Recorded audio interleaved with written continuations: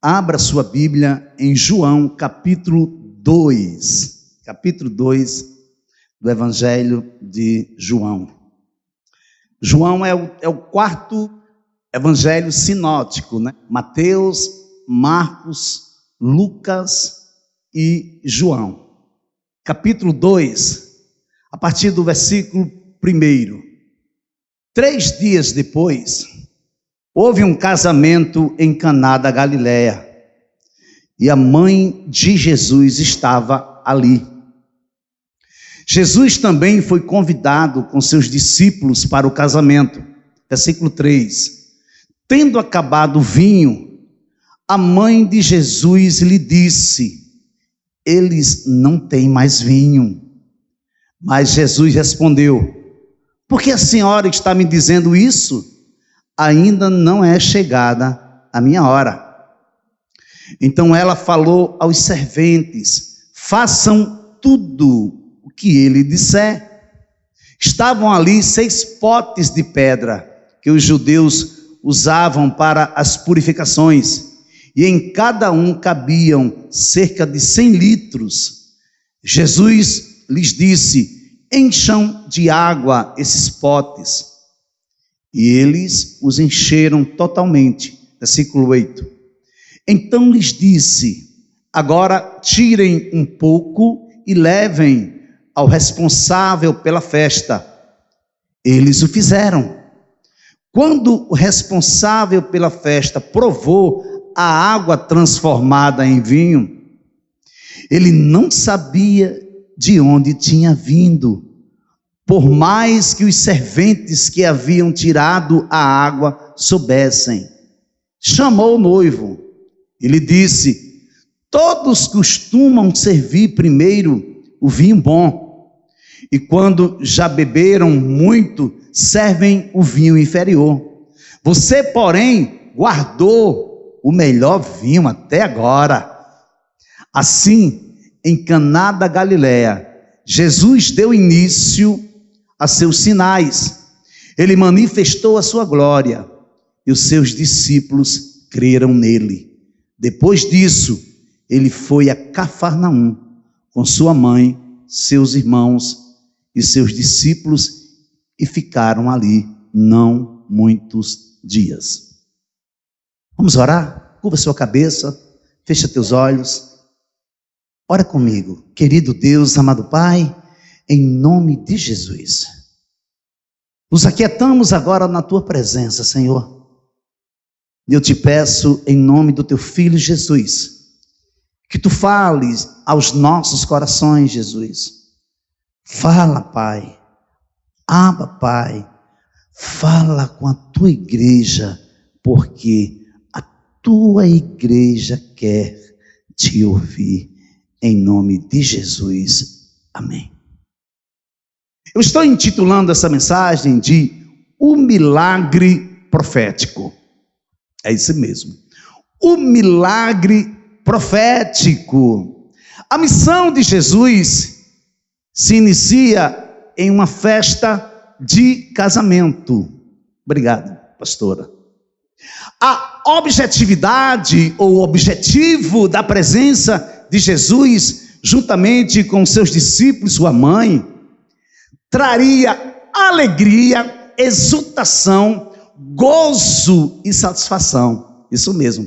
A presença de Jesus na festa do casamento, com sua mãe e juntamente com seus discípulos, traria alegria, exultação, gozo e satisfação aos corações pesados.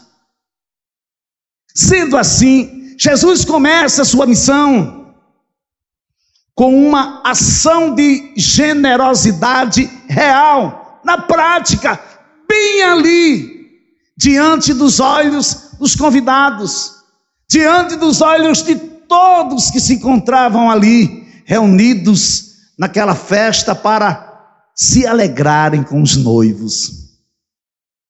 A graça e a benevolência fluindo através da vida do Mestre, nos revela um Deus cuidadoso, um Deus misericordioso e bondoso.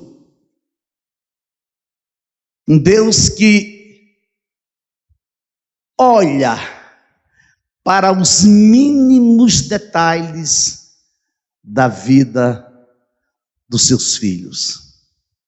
Um Deus que não deixa escapar nada. Ele é o guarda de Sião que nunca dormita. Ele é onisciente, Ele é onipresente e Ele é onipotente. Ele tem guardado a sua vida. Ele tem cuidado de você nos mínimos detalhes. Então, a graça e a benevolência flui através da vida do Mestre, que nos revela exatamente um Deus misericordioso e gracioso, que olha para os mínimos detalhes da existência do homem. Como no caso da figueira infrutífera. Abra sua Bíblia em Mateus capítulo 21, versículos 18 a 20. Cedo de manhã, ao voltar para a cidade, Jesus teve fome e, vendo uma figueira à beira do caminho, aproximou-se dela, mas não encontrou nada, a não ser folhas. Então Jesus disse à figueira: nunca mais nasça fruto de você. E a figueira secou imediatamente. Quando os discípulos viram isso, ficaram admirados e disseram: como a figueira secou depressa? Mateus capítulo 21, versículos 18 a 20. Quando olhamos para esse texto, para esse fato, nos deparamos com Cristo de Deus amaldiçoando uma árvore, amaldiçoando uma figueira. A priori, quando nós olhamos e não examinamos o texto em si, poderemos até nos perguntar: que necessidade haveria de amaldiçoar essa figueira? Qual a necessidade dessa maldição? Você já parou para pensar sobre isso? Mas o que não percebemos de imediato é que Jesus estava realizando um ato que traria benefícios aos outros. Pois esta figueira infrutífera atraía homens para fora do seu caminho por falsas promessas de frutos. Meu Deus! Você não entendeu? Eu vou repetir para você entender, porque isso queima no meu coração, arde no meu coração. Quando Jesus procura fruto na videira, para que ele procura fruto na videira? Para comer. O texto diz que cedo de manhã, ao voltar para a cidade, Jesus teve fome. E, vendo uma figueira à beira do caminho, aproximou-se dela, mas não encontrou nada a não ser folhas. Por quê? Porque se tratava de uma figueira infrutífera, ela não frutificava. Agora, qual o benefício que Jesus traz para a sua criação? É que essa figueira infrutífera atraía homens para fora do seu caminho com falsas promessas de frutos. Que perigo! Cuidado! Cuidado para você não estar sendo atraído para fora do seu caminho com falsas promessas de frutos. Cuidado para você não estar sendo atraído para fora do seu caminho ou para fora do caminho com falsas promessas de fruto. Porque Deus está cuidando de você. Muitas vezes nós olhamos para algo, desejamos algo, queremos algo, e Deus diz: não é para você. Se contente não é para você. Eu vou te levar para algo mais excelente. Eu vou te levar para o lugar da espera. Eu vou te colocar no processo, que esse processo irá te levar para um nível de excelência, o qual é o propósito que eu tenho para a sua vida. Então, aguarda, espera, porque eu estou nesse processo. Amém, igreja? Amém. Você pode aplaudir a Jesus?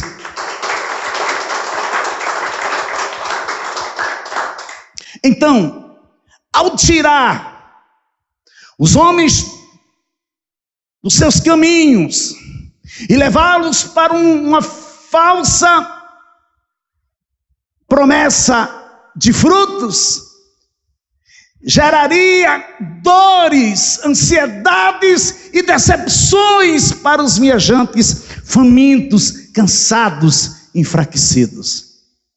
Aí eu fiquei pensando, viajantes cansados, entristecidos e ansiosos. Nós somos peregrinos, amados. Nós não somos daqui. Então haverá um momento que inevitavelmente você se cansará. Haverá um momento que algo na sua caminhada não irá sair do jeito que você pensou que sairia. Haverá algo no seu caminho, na sua caminhada, que tudo será diferente daquilo que você sonhou e imaginou. Só que o seguinte, espera, aquieta-te e sabei que eu sou Deus e sou exaltado entre as nações. Aleluia.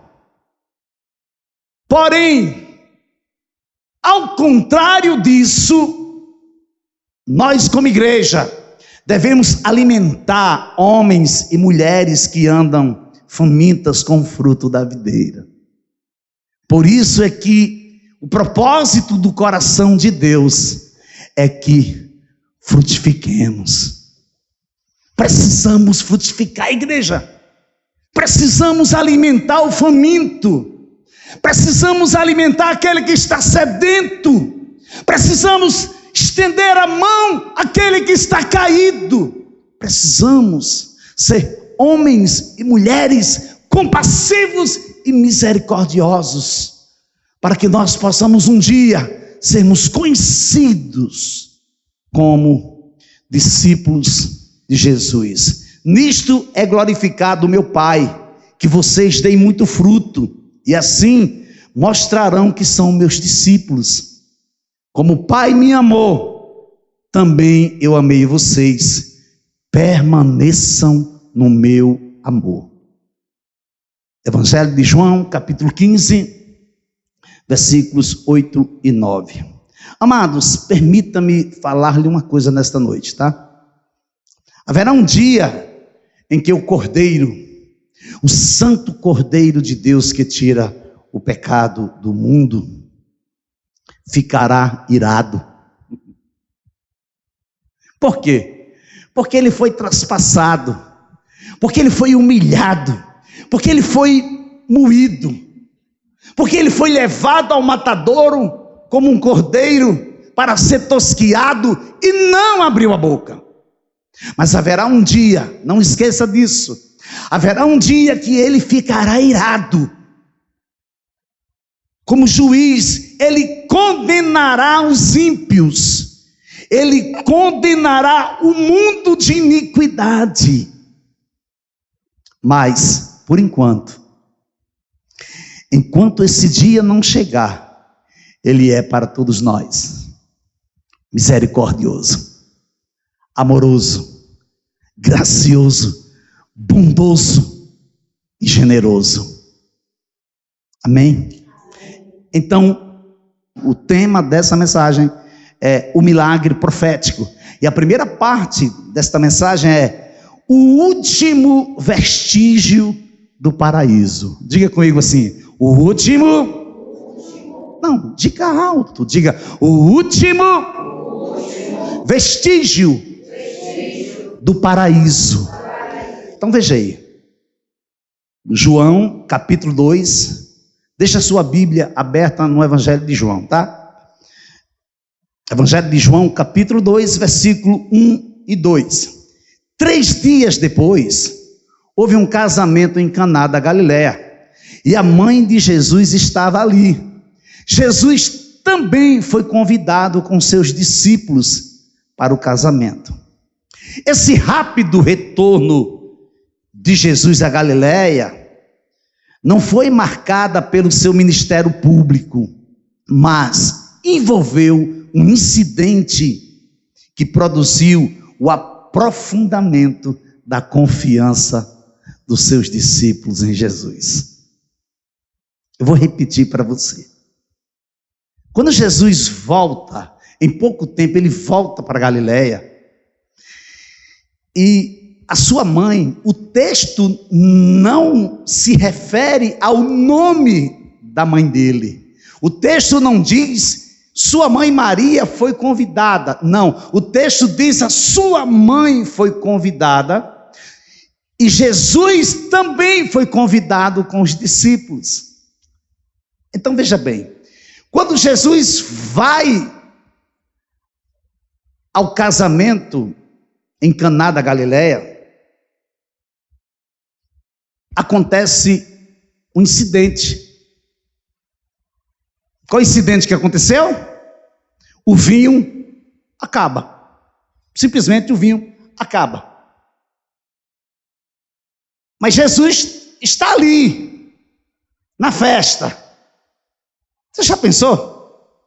O Criador de tudo, o Deus soberano, aquele que está exaltado em seu trono, sentado no seu trono, com os pés na terra, porque a Bíblia diz que os céus é o trono de Deus e a terra é o estrado dos seus pés, é onde ele coloca os pés. Maria chega para ele e diz, o vinho acabou, Jesus. Agora veja bem, veja bem o que Jesus vai responder para Maria. Mas Jesus respondeu, lá no versículo 4. Mas Jesus respondeu, por que a senhora está me dizendo isso? Ainda não é chegada a minha hora. O que é que Jesus está dizendo? Mulher, eu não tenho nada a ver com isso. Eu não vou apressar o tempo para resolver o que você quer que eu resolva. É isso que Jesus está dizendo. Jesus está dizendo, eu estou aqui porque fui convidado. Então, mulher, que tenho eu contigo, outras versões. Na minha versão NAA diz, mas Jesus respondeu, por que a senhora está me dizendo isso? Ainda não é chegada a hora. Esse foi o incidente que aconteceu. Só que nós vamos ver mais adiante na mensagem o desenrolar desse incidente, mas você percebe que há algo novo no cenário da festa. Só que este incidente vai levar os discípulos de Jesus para uma profundeza, para um aprofundamento de relacionamento com o Mestre. Porque eles irão ver pela primeira vez, é o primeiro milagre de Jesus. Eles vão ver pela primeira vez Jesus operando milagre. Eles vão ver que a água que é transformada em vinho excede qualquer vinho que eles já poderiam ter provado. Você entende isso? Que o que Deus está preparando para você, o vinho que Deus está preparando para você excede qualquer outro vinho que você já tenha provado. Só que em dado momento você quer se apressar, você quer provar do vinho quando ele ainda está água ainda. Mas Jesus quer dar o melhor vinho. Eu quero aguardar. Eu quero aguardar. Eu estou aguardando. Eu vou aguardar. Eu vou continuar aguardando. Amém? Então, a experiência que os discípulos vão viver é de uma profundeza tremenda. Agora veja bem, o casamento era o último vestígio do paraíso. Eu creio que você está perguntando, mas pastor, que vestígio é esse, né? O casamento, o último vestígio do paraíso, sim, amados. O casamento era o último vestígio do paraíso deixado entre os homens. E Jesus vai honrá-lo em primeira mão, colocando em destaque, em um outdoor celestial. No seu primeiro milagre profético. O casamento é uma ordenança de Deus. Preste atenção, olha para cá. O casamento é uma ordenança de Deus Pai, pois foi o próprio Pai que levou Eva para Adão, entregou ele. Então, onde é que acontece o primeiro casamento? No jardim. Agora, interessante, você vai perceber no decorrer da mensagem o que Deus está fazendo na sua vida, o que Deus está fazendo na vida da sua igreja. O casamento é uma ordenança de Deus Pai, pois foi o próprio Deus que levou Eva até Adão. Jesus vem a um casamento e dá a sua bênção, para que saibamos que a nossa vida familiar está sob o seu cuidado. Meu Deus, que coisa tremenda! O primeiro milagre de Jesus, o milagre profético que aponta para um final feliz. Ele está falando para você, ele está falando para mim, que a sua família, os seus filhos, o seu marido, a sua vida, a sua casa, ele é quem cuida. Quem cuida é ele. Por mais que você se esforce, por mais que você se doe, por mais que você dê o melhor de você, mas quem cuida é o Senhor. E aquilo que é teu, pode espernear quem te espernear, pode espernear. O que é teu é teu. Não vou nem dizer um adágio popular, né? Que é feio, mas dizem por aí, mas o que é seu e acabou. Foi Deus que te deu? Aleluia. Então, Jesus abençoa o casamento. Ele está indicando que a vida familiar está sob o seu cuidado. Muitas vezes estamos enfrentando dificuldades matrimonial, de cônjuge para cônjuge, dos filhos para os pais, dos pais para os filhos. De repente o vinho acaba. Acabou o vinho. Onde era vida, agora é morte. Onde havia esperança, agora é desesperança. Onde havia alegria, agora é choro, é tristeza. O vinho acabou. Onde havia alegria, implantou-se a tristeza. De repente, Jesus entra em ação e transforma a água em vinho. Meu Deus, que coisa tremenda. Olha que perspectiva você tem. Você só precisa trazer à memória. Quero trazer à memória o que possa me dar esperança. Que perspectiva poderosa. Você saber que O salmista diz: fui jovem, agora sou velho.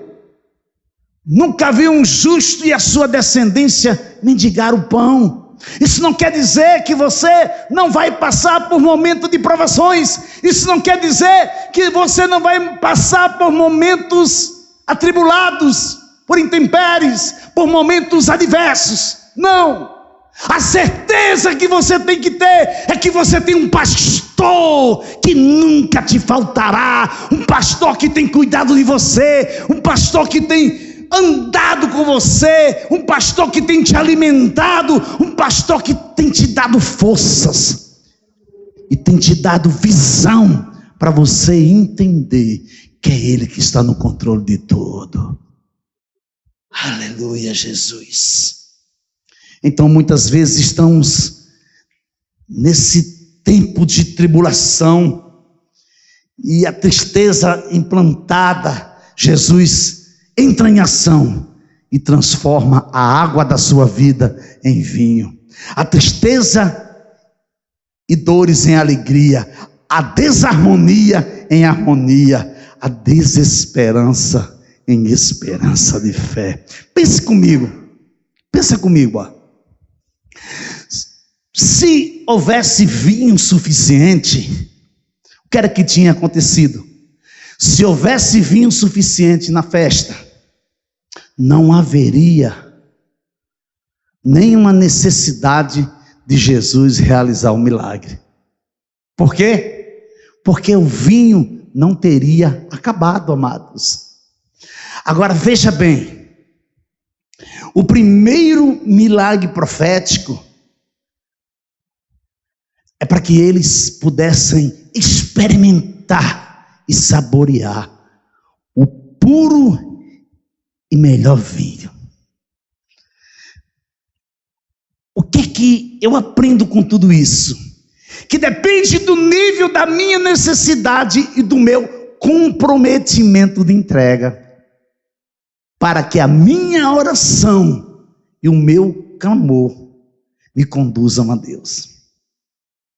Sendo assim, o milagre compassivo de Jesus vem na minha direção, vem na sua direção e na direção de todos aqueles que são quebrantados e contritos. Você percebe como isso não é uma coisa difícil de acontecer? O aprendizado que eu tiro, o que eu acrescento na minha vida hoje, é que depende do nível da minha necessidade. Qual é a sua necessidade hoje? Qual é o nível da sua necessidade? Qual é o comprometimento da sua entrega? Você tem entregado no altar? Ou você tem colocado no altar? Aí no momento você vai lá e fica puxando. Não. Querendo resolver. Se você colocou no altar, descanse. Aquieta-te, lançando sobre ele toda a vossa ansiedade, porque ele tem cuidado de vós. Meu Deus, que coisa tremenda, que coisa tremenda. Sabe o que acontece? Aí Jesus vem na tua direção.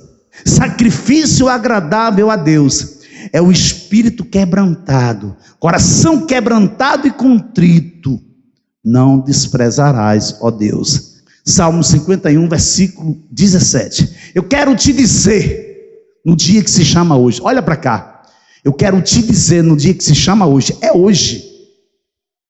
Se você estiver passando por uma extrema necessidade, as mãos de Cristo Jesus se estenderão em sua direção. Não tenha dúvida disso. Se você está passando por uma extrema necessidade, se o nível da tua necessidade é extrema, aguarde, porque o agir invisível de Deus está indo na tua direção. Aleluia. Aplauda Ele, aleluia. Se as suas necessidades estiverem diante de você como imensas talhas de águas vazias, ou até mesmo a sua alma estiver por demais entristecida, semelhantemente aquelas mesmas talhas estavam cheias de água até a borda, Jesus pode. Diga comigo assim: Jesus pode. Vixe, meu Deus. Tem certeza que é você que está dizendo isso?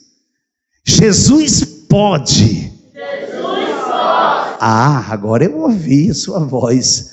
Agora eu creio que você crê que Ele pode. Jesus pode, por sua doce vontade, transformar todas as águas em vinho. Todas as águas em vinho. Esteja feliz por estar fraco. Você está fraco? Quem está fraco aqui, levanta a mão. Poxa, mais da metade está forte.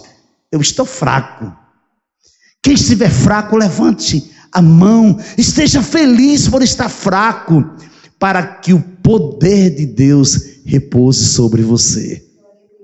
Porque somente quando você estiver fraco é que o poder de Deus vai repousar sobre a sua vida. Amém? O Espírito do Senhor está sobre mim, porque Deus, o Senhor, me ungiu para pregar boas novas aos pobres.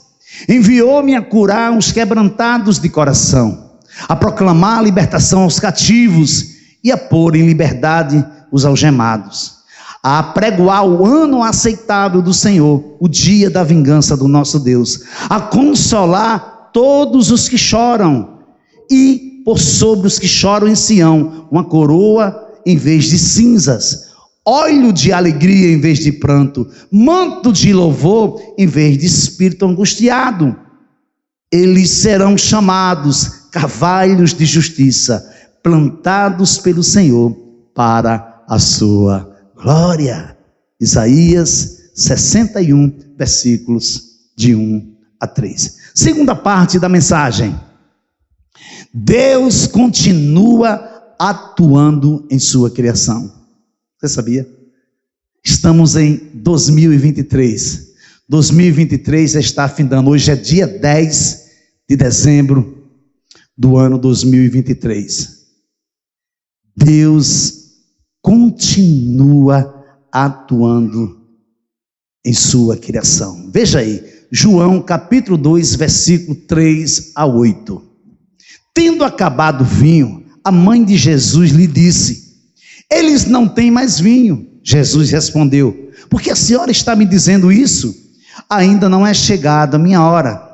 Então ela falou aos serventes: façam tudo o que ele disser. Estavam ali 6 potes de pedra, que os judeus usavam para as purificações, e em cada um cabiam cerca de 100 litros. Jesus lhes disse: encham de água esses potes. E eles os encheram totalmente. Então lhes disse: agora tirem um pouco e levem ao responsável pela festa. Eles o fizeram. João capítulo 2, versículo 3 a 8.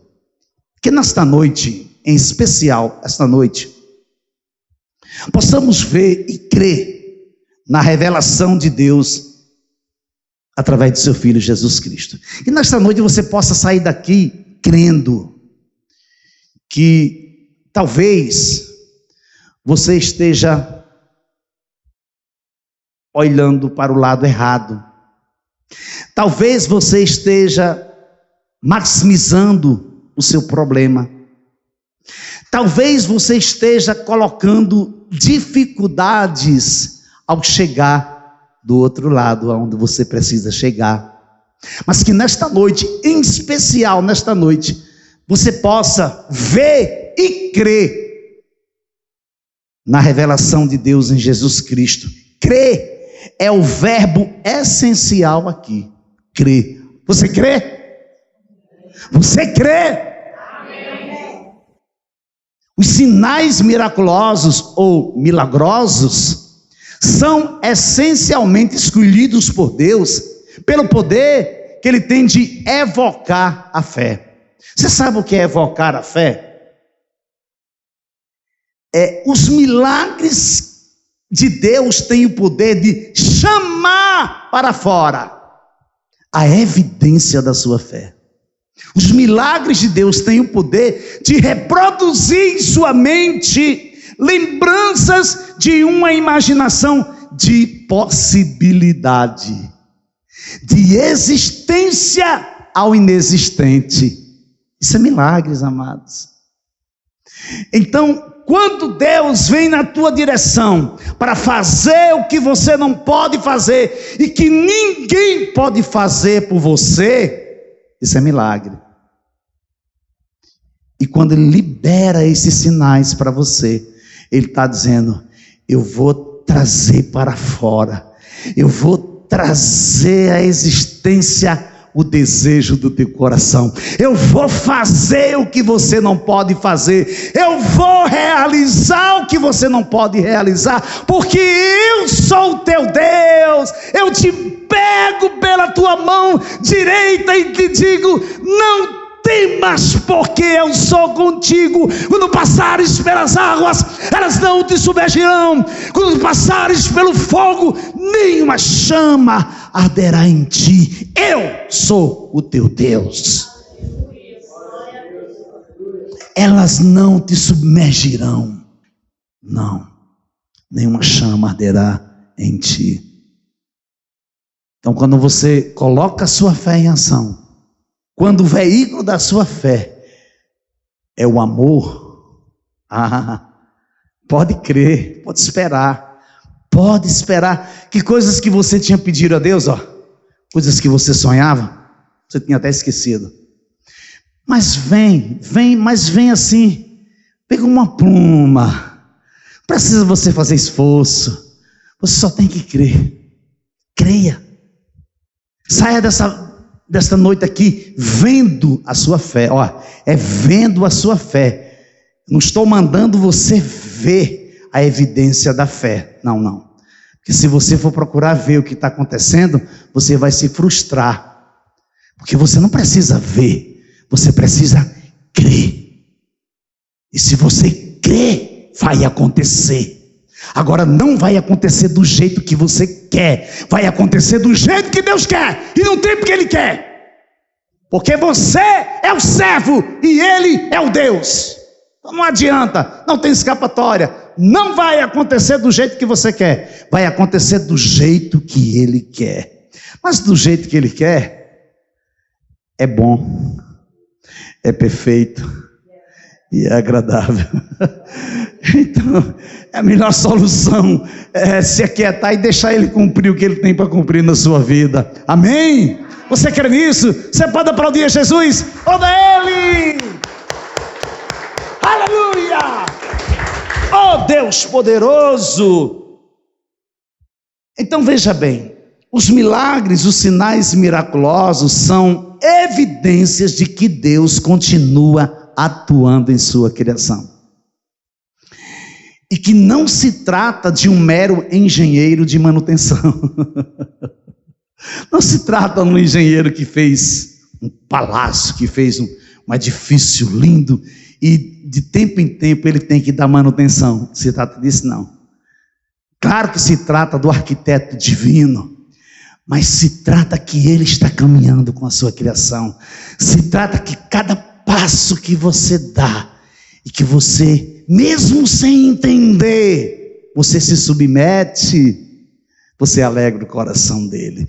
Aí ele olha para você assim e diz: essa minha filha, eu amo por demais essa minha filha, ela está cansada. Sabe o que ele faz? Ele coloca você nos braços. Minha filha está tão cansadinha, o que eu faço? Eu vou colocar ela no colo. Aí coloca você no colo, aí dá uns cafuné em você. Aí você, eu dormi. O que aconteceu? Eu dormi, peguei no sono. Não, é Deus cuidando de você, é Deus aquietando você, é Deus dizendo para você que não adianta você se estressar, não adianta você ficar nervoso, porque você não vai acrescentar um côvado sequer, 1 centímetro sequer, 1 metro sequer, 1 quilômetro sequer, um dia sequer, 1 hora sequer, 1 minuto sequer, 1 segundo sequer, você não pode acrescentar. Mas Deus continua transformando a água da nossa vida em vinho. Entenda bem, não é um vinho qualquer, é o melhor vinho já se ouviu falar na história da humanidade. O vinho que Deus tem derramado na sua vida é um vinho precioso, saboroso. Agora sabe o que acontece? Se nós fizermos uma retrospectiva, estamos em tempo de fazê-lo, não é? Final de ano, você vai ver que teve coisas que você pediu a Deus que você esqueceu, que você nem se lembra que você pediu.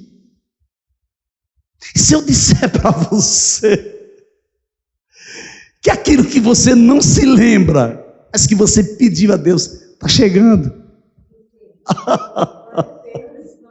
Está chegando. Mas sabe onde é que ele vai estar? Na sua porta. Vai bater na sua porta e dizer: está aqui, cheguei. Porque se você fizer uma retrospectiva, você não sabe nem o que foi que se pediu, nem esse ano. Imagina os demais anos que ficaram para trás. Foram muitas coisas que nós pedimos. Imagina se eu fosse lembrar o que eu pedi para Deus há 23 anos. São 23 anos aos pés dele. Mas tem uma coisa: todo dia 1º de setembro eu celebro. Todo dia 7 de cada mês eu celebro. Por quê? Porque foi no dia 1º de cada mês que Jesus me resgatou, me resgata e tem me resgatado. Então esse é o milagre de todos os milagres, o milagre da salvação. Jesus realizou o primeiro milagre profético em uma casa simples e particular, durante o casamento de alguns camponeses pobres e de nomes desconhecidos. Você sabia?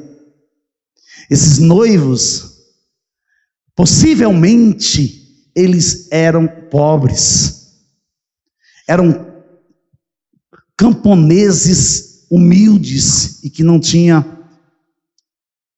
um destaque na sociedade. Mas pastor, por que você diz isso? Aqueles que deram a festa de casamento eram pessoas humildes e de poucas posses. Por quê? Porque o vinho não teria acabado tão cedo se eles fossem muito ricos. Se eles fossem ricos, o vinho não teria acabado. Eu quero dizer para você nesta noite: se alegre. Você não precisa ter posse para ter nas suas mãos o que Deus tem para você. Porque o que Deus tem para você são coisas grandiosas. Você não precisa ser rico, você não precisa ter um mundo de dinheiro. Não estou dizendo aqui que dinheiro não resolve nada. Não estou dizendo isso. Você precisa trabalhar, você precisa se capacitar, porque o trabalho, a capacitação dignifica o homem. Mas o que eu estou dizendo é que você não precisa de nada deste mundo para receber de Deus a capacitação, o melhor que Ele tem para a sua vida.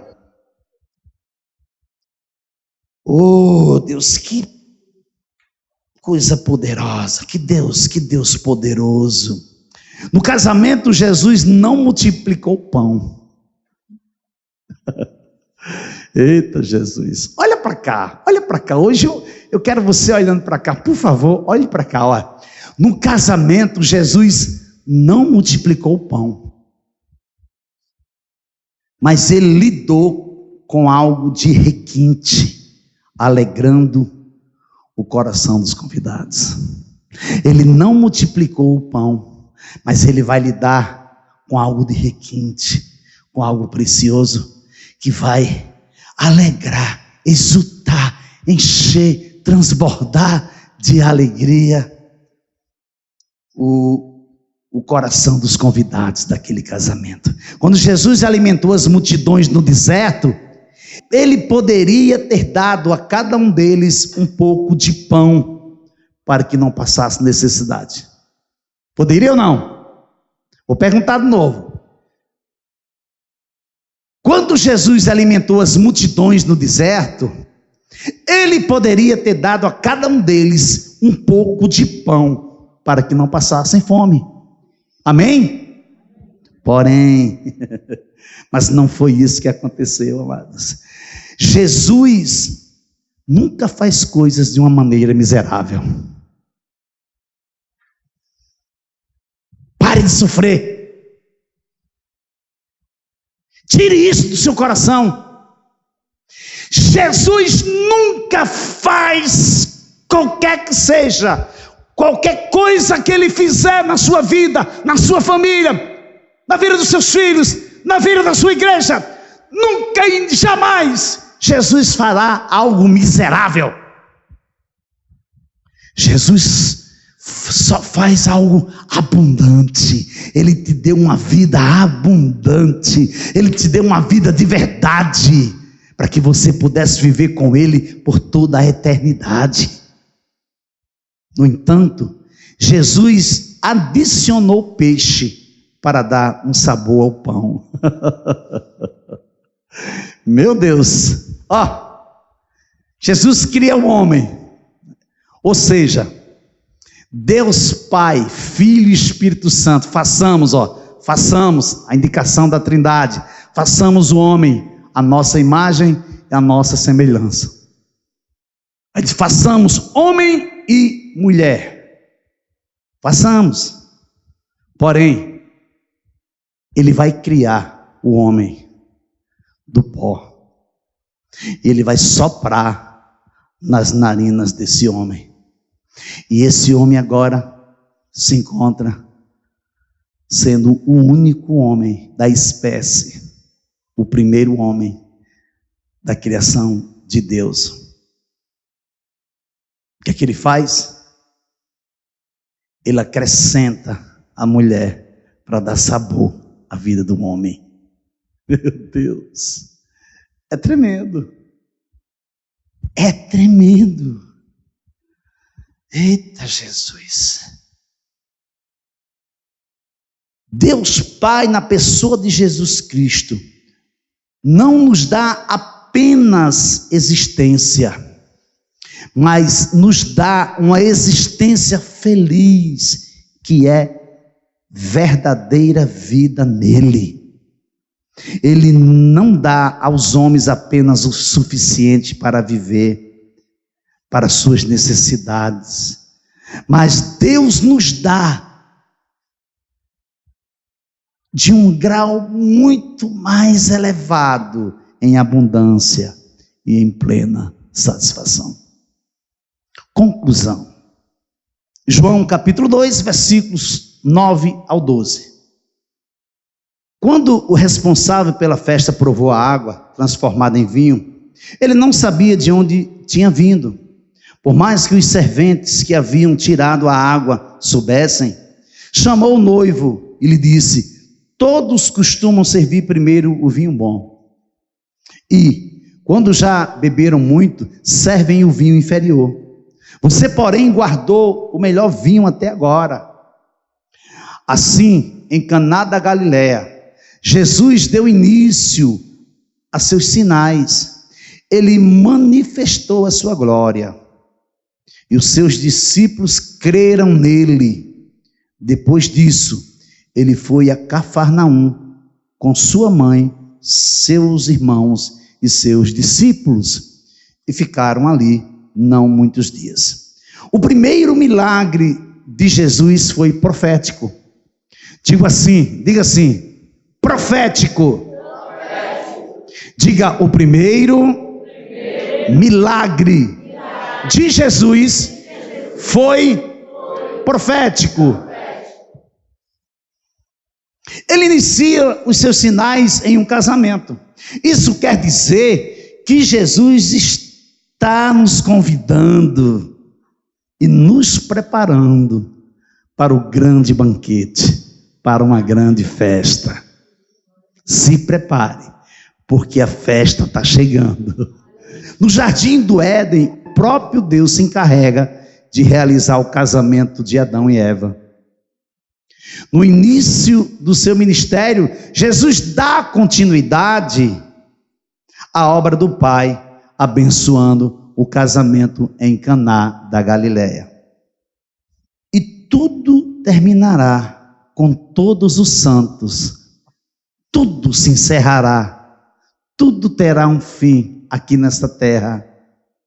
Toda lágrima do rosto dos seus filhos serão enxugadas.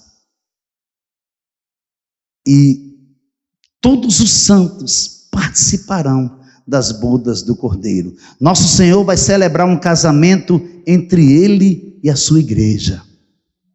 E todo vinho que beberemos na grande festa será providenciado por Ele mesmo. Meu Deus, que coisa tremenda! E toda alegria e felicidade serão dadas por Ele. Meu Deus, Jesus é o sol do dia do paraíso. Jesus é a glória do glorificado. Jesus cuidará para que logo que chegarmos na era milenar, durante toda a eternidade, a alegria de seus escolhidos nunca falte, pois eles se alegrarão em Deus e nele para todos sempre. Um milagre profético. Você pode aplaudir o Senhor? Aleluia! Aleluia, Deus! Que o teu nome seja glorificado, Senhor.